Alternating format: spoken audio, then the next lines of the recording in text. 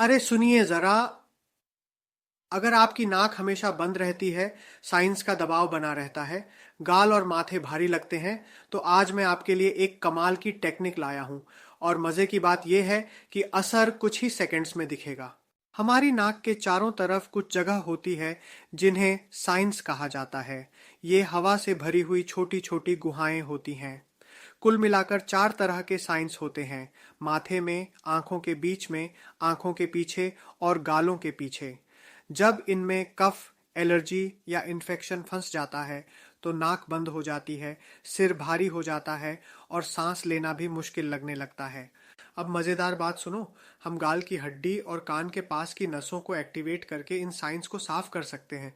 बहुत ही सिंपल तरीका है। बस इतना करना है। दायां हाथ लीजिए, अंगूठा गाल की हड्डी के नीचे रखिए और हल्के हल्के दबाइए अंदर बाहर की ओर। उसी वक्त बाएं हाथ से अपने बाएं कान के निचले हिस्से को पकड़िए और सीधे बाहर की तरफ खींचिए। अब इसे 10 सेकंड तक होल्ड कीजिए। अब बारी है दूसरी तरफ की।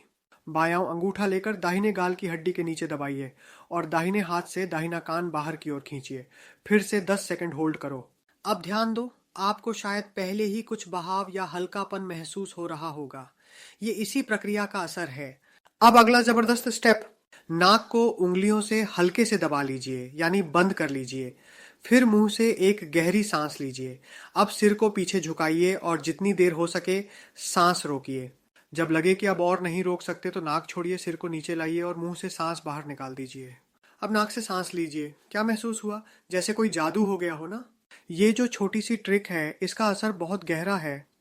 ब्रेन और साइंस के बीच एक नेचुरल कनेक्शन बनता है जो बंद नाक और भारी सिर को खुला और हल्का कर देता है। इस आसान सी तकनीक को दिन में 2-3 बार कर सकते हैं। बिल्कुल सुरक्षित है और किसी दवा की जरूरत नहीं। अगर आपको अच्छा लगा हो तो इसे किसी दोस्त के साथ जरूर शेयर करना। हो सकता है उसकी बंद नाक भी खुल जाए। और हाँ, नीचे अपनी फीलिंग्स लिखना मत भूलना। अब मुस्कुराइए, खुलकर सांस लीजिए और दिन को बनाइए शानदार।